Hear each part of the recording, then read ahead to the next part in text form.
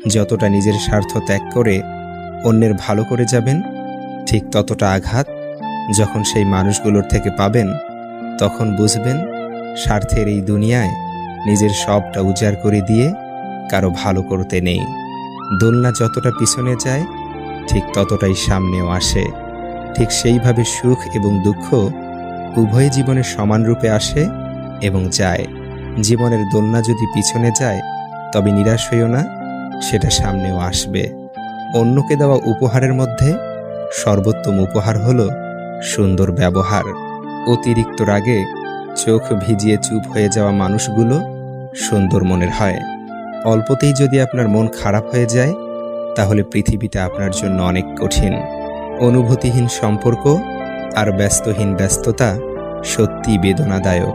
আঘাত ভুলে গেলেও আঘাতকারীকে ভোলা যায় না। ক্ষত শুকিয়ে গেলেও দাগ মুছে ফেলা যায় না। তিল তিল করে সাজানো একটা স্বপ্ন যখন ভেঙে যায়, মানুষ তখন স্বপ্নই দেখতে ভুলে যায়। যার জন্য এত করি আয়োজন, আমি তার কাছে শুধুই প্রয়োজন। সেই সব থেকে বেশি কষ্ট পাবে যে নিজের কথা না ভেবে শুধু অন্যের কথাই ভেবে যাবে।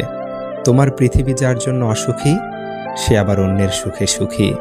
কিছু কিছু মানুষের সাথে হঠাৎ করেই পরিচয় হয়, খুব ভালো সম্পর্ক গড়ে ওঠে, কিন্তু অবাক লাগে মানুষগুলো যত তাড়াতাড়ি জীবনে আসে, ঠিক তত তাড়াতাড়ি হারিয়ে যায়।